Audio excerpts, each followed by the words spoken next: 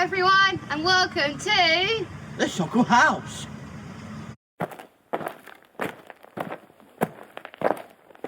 Today we have a special guest at the Shuckle.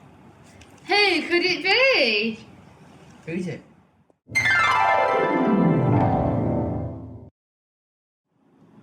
It's Julie from Aiming High. Enjoy the rest of the film. See you at the end. Enjoy it.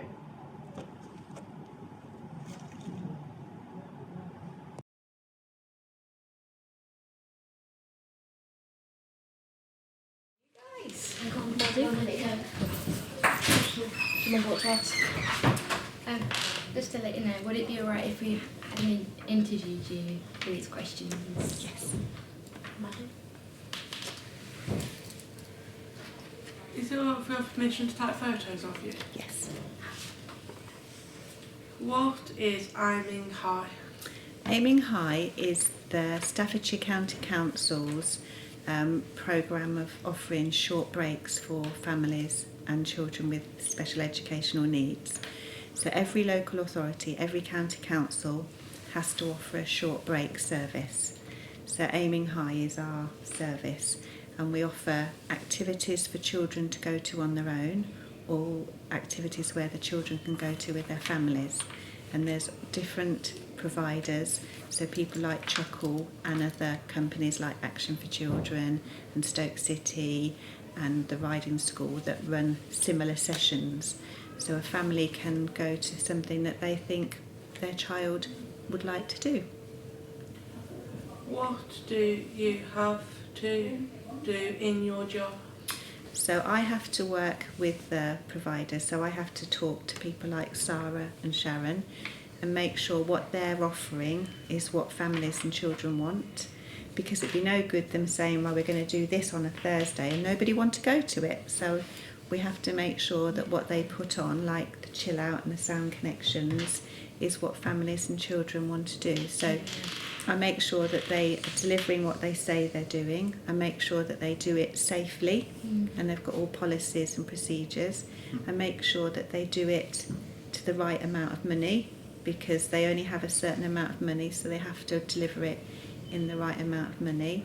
I make sure that they deliver it in places that are safe, and the fact that they're doing it and making it fair and equal so anybody can try and come. Thank you. What do you find interesting about your job and why? Best thing I think is when I get to come out and see the projects that I send the money to, because it's not my money, it's the county council's money, but I'm the one that says how much people can get. So when I get to come out and see things like what you do here, it makes it worthwhile. And when I have meetings like today, which is called a quarterly monitoring, so I have to come and meet them 4 times a year to make sure that they're doing everything every 3 months. It's nice to be able to come out and see actually the different activities, and then they give me case studies and I get to experience it. So they're the bits I like best. How did you get to be a commissioner for Aiming High? Well, I moved to Staffordshire in 2021, and before that I lived in Northampton, and I used to manage children's centres, and then I managed an adolescent service where I managed staff that looked after children who were either what's called on the edge of care or were sadly caught up in gangs and violence or didn't want to be at home. So I managed that team. And then COVID hit and I thought, do you know what, life is too short to be doing something that makes me not sleep at night. I want to move somewhere where I can just have a job that I can do without worrying, and then do walking and visit my family. So I applied for a job in Staffordshire County Council and they gave me it, and here I am. Oh, that's good. What experience or skills do you need to do your job? I think you need to be able to talk to people. So you need to be able to be sociable. You need to be able to communicate, not just verbally, but on the telephone and by emails. You need to be organised. because you need to make sure that everything's happening. You need to be able to write reports, and you need to be able to write newsletters. You need to do that, and I think you just need to be able to think what other people might want, not just what you want. So they're probably the skills that you would need. Why does Aiming High choose to support Chuckle? Well, Chuckle have been part of Aiming High long time before I took over. So they've always been part of Aiming High. And then every time that they do the new contract, and we're coming to the end of year one out of a 2-year contract. So when it comes to this time next year, they'll have had to write in a really long piece of paper to say why I should give them some money. Oh, wow. And if they can tell me in that piece of paper how much it's going to cost and what the impact or the outcome is for children, young people like yourselves, me and some other people look at that, and we mark it out of 5 if they've done it, if they're going to do it really well, or if they haven't met it, they'll only get a 1 or 2. And then depending how many people we get, the people with the highest scores, we say, here's some money. Oh, nice. You've mentioned about it briefly, but what other jobs have you done before you became a commissioner? So I used to manage children's centres. So have any of you ever been to a children's centre? Yes. Yeah. So I used to manage children's centres, and then I managed the adolescent service, which was young people. And before that, I worked in schools. And then when I left college, I worked in a nursery. So all my life I've worked with children and families. And now I'm in a job where I don't actually work with children and families, but I work with the people that work with children and families. Yeah. Thank you. What's the most challenging thing about your job? The most challenging thing, I think, is how the money is given out. So there's something called procurement laws.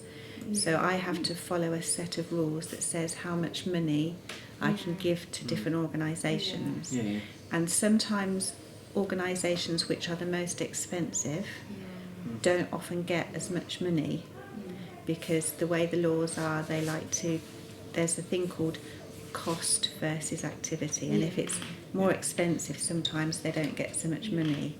And sometimes I find that quite difficult, because there's organisations that I know are more expensive but which work with the most vulnerable, needy families and children. So in my head they should have more money, but I have to follow a list of rules to say how much I'm allowed to give them. Oh, cool. Thank you. Nice.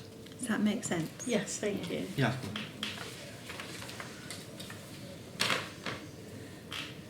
What do Keep going.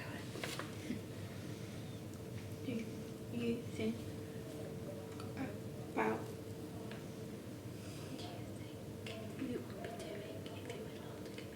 what do you think you would be doing if you're not a commissioner?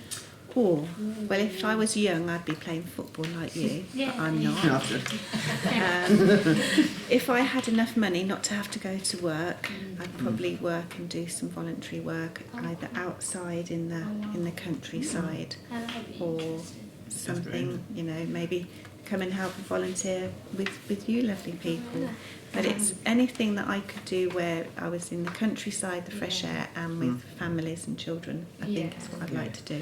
Because I'm too old now to play for England ladies. Yeah. Fortunately. What do you do when you're not working? What do you do when you're not working? What do I do in your spare time? So I like walking. I do a lot of walking, and I like walking up hills.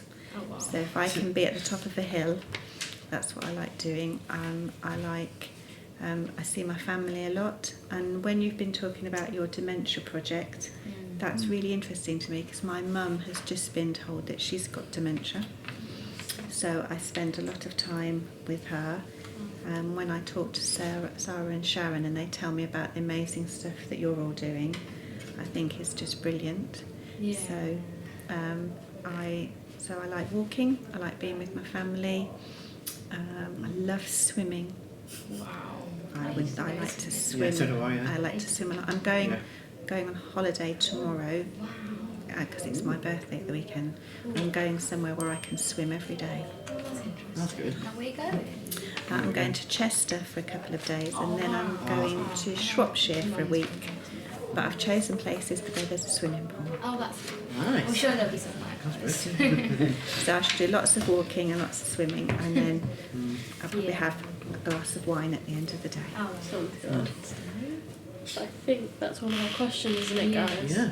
So what should we say? Thank you.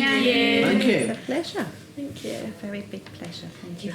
Thanks for watching. See you next time.